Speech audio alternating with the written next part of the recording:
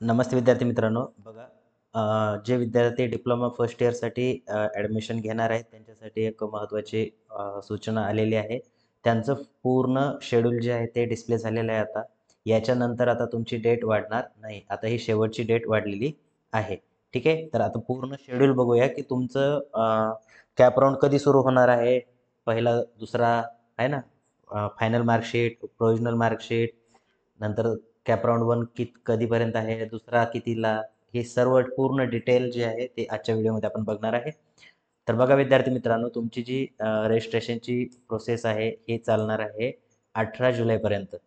18 जुलैपर्यंत तुम्हाला काय करायचं आहे, रजिस्ट्रेशन प्लस तुमचं व्हेरिफिकेशन 18 जुलैपर्यंत व्हायला पाहिजे. 18 जुलैच्या पुढची जी प्रोसेस असेल, नंतर जर रजिस्ट्रेशन कोणी केलं तर तो विद्यार्थी कॅप राउंडच्या बाहेर फेकला जाईल. म्हणजे त्या विद्यार्थ्याला अगेन्स्ट कॅपमध्ये ॲडमिशन करावं लागेल.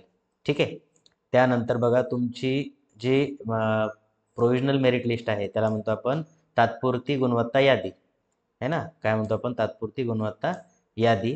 ही 20 जुलैला डिस्प्ले होईल तुमच्या साईटवरती किंवा तुमच्या लॉग इनला. ठीक आहे. त्याच्यानंतर ग्रेव्हियन्स पिरियड जो आहे तो 21 जुलै ते 23 जुलैच्या दरम्यान राहणार आहे. याच्यामध्ये तुमचा इन केस एखादा डॉक्युमेंट जर पेंडिंग असेल तर तुम्ही ते सबमिट करू शकता. त्याच्यानंतर फायनल मेरिट लिस्ट जी आहे तुमची 25 जुलैला लागणार आहे.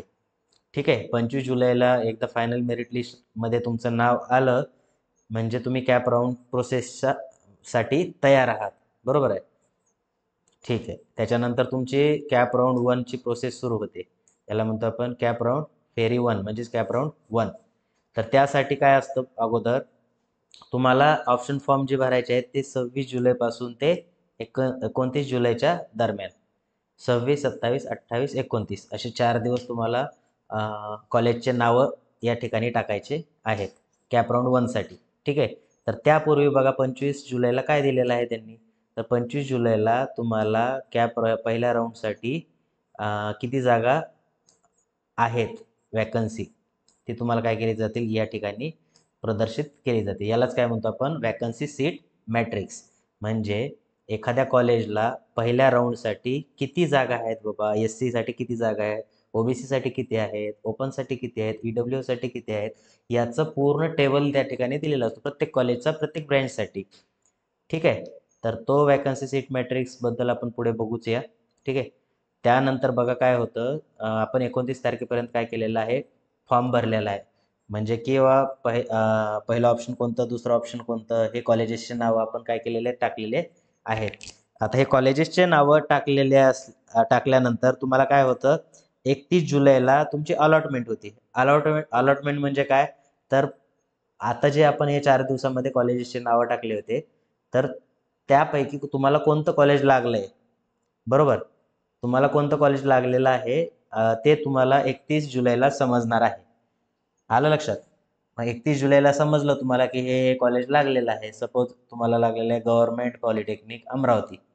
मग काय करायचं, तुम्हाला कॉलेजचं लागलेलं समजलं तर तुमच्या पुढे 2 पर्याय असतात. एक तर फ्रीज करायचं किंवा बेटरमेंट करायचं. म्हणजे तुम्हाला जे कॉलेज लागलंय ते कॉलेज पाहिजे असेल तर तुम्ही काय करायचं, 1 ऑगस्ट ते 6 ऑगस्टच्या दरम्यान त्या कॉलेजमध्ये जायचं आणि त्या ठिकाणी ॲडमिशन कन्फर्म करायची, जे पहिल्या राऊंडमध्ये लागलेलं आहे कॉलेज त्याच्यामध्ये.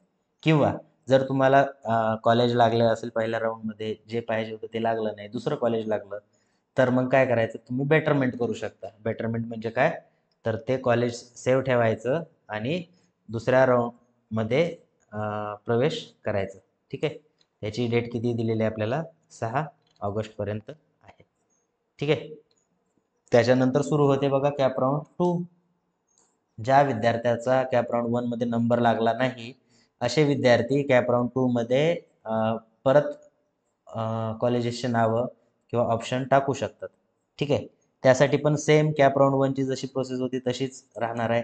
आता कॅप राऊंड 2 मध्ये कोणते विद्यार्थी पार्टिसिपेट करू शकतात, एखादा विद्यार्थी जर कॅप राऊंड 1 मध्ये पार्टिसिपेट करू शकला नाही, तो विद्यार्थी पण पार्टिसिपेट करू शकतो.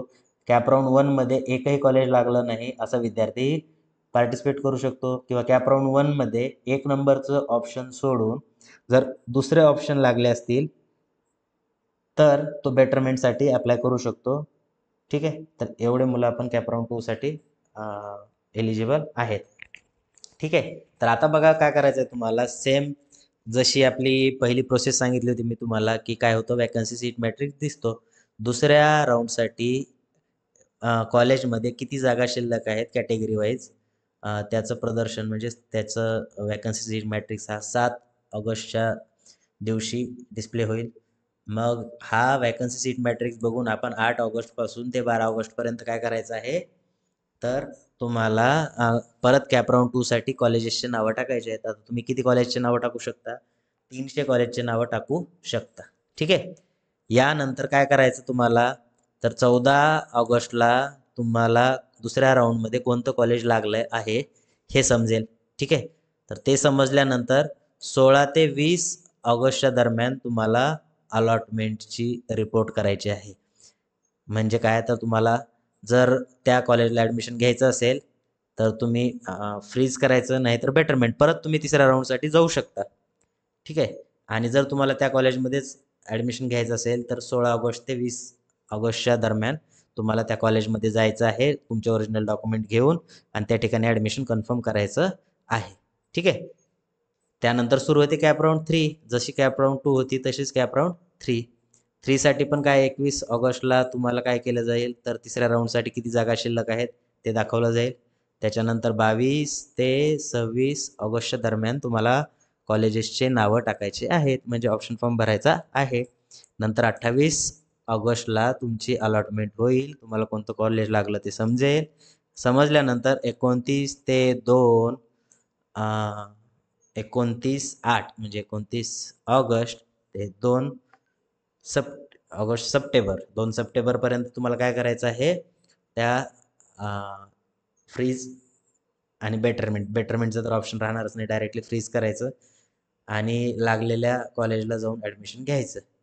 जर समजा असा एखादा बहाद्दर असेल की त्याला तिन्ही राऊंडमध्ये जर नंबर नाही लागला, मग तो काय करेल, तर सर्व संस्थांसाठी शैक्षणिक उपक्रमाची सुरुवात म्हणजेच काय असतं, तर त्याच्यानंतर काय होतं, आता ही तारीख जी आहे 2 सप्टेंबर, 2 सप्टेंबरच्या नंतर 10 सप्टेंबर 2 सप्टेंबर आणि 10 सप्टेंबरच्या मधामध्ये एक प्रत्येक कॉलेज वाईज काय करतात, तर पेपरामध्ये ॲड देतात की आमच्या कॉलेजला एवढ्या जागा शिल्लक आहेत. ज्या विद्यार्थ्याला ॲडमिशन घ्यायचं असेल त्यांनी डायरेक्टली डॉक्युमेंट घेऊन आणि तुमचं रजिस्ट्रेशन व्हेरिफिकेशन झालेला फॉर्म घेऊन त्या कॉलेजला जायचं आणि त्या ठिकाणी जागा जर शिल्लक असतील तर तुम्ही त्या ठिकाणी ॲडमिशन घ्यायचं. ठीक आहे. आता शेवटची डेट बघा काय सांगितलेलं आहे. शैक्षणिक वर्ष 2024-25 साठी सर्व प्रकारच्या प्रवेशासाठी अंतिम दिनांक किती आहे?